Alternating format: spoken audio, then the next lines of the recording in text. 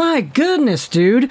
We made this video so many times, spanning back to 2019-20, when we were talking all this talk about the Vancouver Canucks being a bad team and maybe tanking and maybe getting the first overall pick and maybe drafting this guy. Obviously that didn't happen, but I still have the Photoshop files from back then. It's how I made this video's thumbnail super quickly because we already had a jersey swap on hand. But today we're going over a topic that we've revisited time and time again over the years. It's always in the background. This player is going out there and telling us, if you're lost, you can look and you'll find me. Time after time. So today we're going over to the New York Rangers and we're talking about their first overall pick in 2020, Alexis Lafreniere. And what Rick Dhaliwal had to say in a recent episode of the Sekeres and Price Show regarding the Vancouver Canucks and their continued interest in this player. Alexis Lafreniere is 21 years old, 6'1", 196, left-handed left-wing, right-wing player, and he is signed till the end of this current season. His ELC is going to be ending soon. He's RFA status, so he'll have the negotiation rights, of course. I mean, he's off his entry-level deal after all. And this recent season saw Lafreniere put up 39 points in 81 games played. Not an incredible number for a guy that was first overall just a few years ago, but he is a sustainable and decent NHL player that belongs in the league. We know he's only 21 years old, there's some improvement to be had there, and he's going to get better, it's just by how much is the question. There have been a bunch of issues about his mobility, the way that his dominance in the QMJHL has not translated into the NHL, why that is, what he needs to improve on, what skills have translated properly. But either way, from a progression standpoint, you could see that Lafreniere over the seasons has been getting somewhat better. He has been a bit more confident, and with more opportunities, it's a fair assumption to make that he'll probably get better. However, this postseason against the New Jersey Devils in 7 games played, Lafreniere had 0 points, and yeah, that was not good. I mean, to be fair, a lot of Rangers did not show up properly in this series, and it definitely wasn't a good indicator of talent from most of these guys. So for a player like Lafreniere, when you really want to see him take that next step, you want to see that kid line go out there and improve. Unfortunately, the postseason series against the Devils was not the best opportunity to see those points be put up. Sure, there were some games where the kid line looked like the best line out there. They just couldn't get anything done from an on-paper goals and assists standpoint. So, either way, opinions on Lafreniere vary as much today as they had a year ago, 2 years ago, after he finished up his rookie season in the NHL. There are way too many things you have to consider when talking about whether or not Lafreniere is a good player or not, and because of the uncertainty here, the Vancouver Canucks have expressed interest in this type of a player. Now, let's go over onto an article from Alex Wothi on the Hockey Writers from yesterday. What they did was they talked essentially about the newest update on the Vancouver Canucks and Lafreniere, and also talked about how the Canucks can use the 11th overall pick as a foundation for a Lafreniere trade. Oh boy, that's an entire other conversation that we're going to have towards the end of this video, but the link is going to be in the description to Wothi's article. You can go ahead and read it. It's a pretty beefy read, so there definitely is a lot of content to digest in here, but I just wanted to go out there and focus on the Dhaliwal quote as well as what the proposal is here for that draft pick. Here's the quote. It's Rick Dhaliwal on the Sekeres and Price Show on May 5th. Lafreniere. The Canucks really like him. You know, his agent was Emily Castonguay. They tried to get him out. 0 points against the Devils in 7 games. I don't know where his stock is. And that's a really simple quote. It's not long, it's not really too deep, but it essentially confirms everything that we've been thinking about the past little while here too.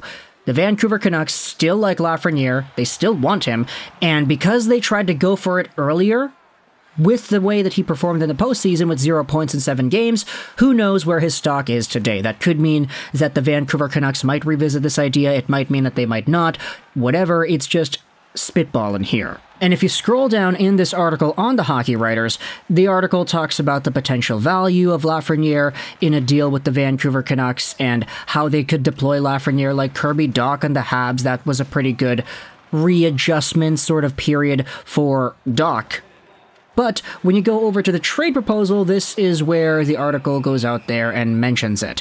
GM Chris Drury may feel pressured to make a trade following the Rangers' upsetting season. Trading Lafrenière for the 11th overall pick to use or flip for roster upgrades could be beneficial while coming with many risks that may not constitute the same value to different teams, making this plausible from their perspective depending on negotiations with other organizations. Essentially, what this is saying is, if Lafrenière gets traded to some team, they might not value Lafrenière in the same way they would value an 11th overall pick, for example. And if you're Vancouver, if you trade 11th overall for Lafrenière, you're getting a guy who could already step into the lineup right now, who is still young enough to justify quote-unquote rebuilding around him, and who has a boatload of potential as well. This is sort of the mold of player that the Vancouver Canucks had reportedly been interested in the past. The Kirby Docs out there, the Lafrenières, the guys that aren't too old but are still NHL caliber guys.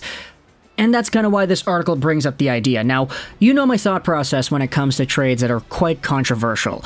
If a trade idea has both fan bases saying, no way, folks, that's not a good trade, I wouldn't do that, then it's probably a fair trade.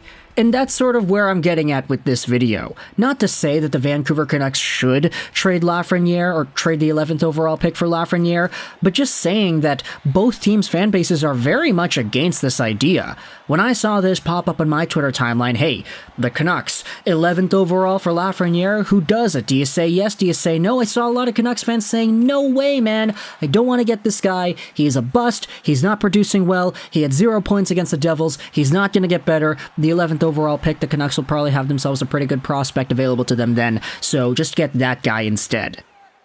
And then you have the flip side, and this is where the intrigue comes in as well. You had Statboy Steven making a Twitter poll. Now, Statboy does a lot of stuff for New York Rangers fans. He does a lot of prospect updates, etc. for the Rangers fan base, and he's primarily noted as a Rangers poster. Out of curiosity, he says, would you trade Lafrenière for the 11th overall pick in Vancouver? 5,000 votes, 72% of these votes say no, and the big chunk of Statboy Stevens' follower count on Twitter are all Rangers fans.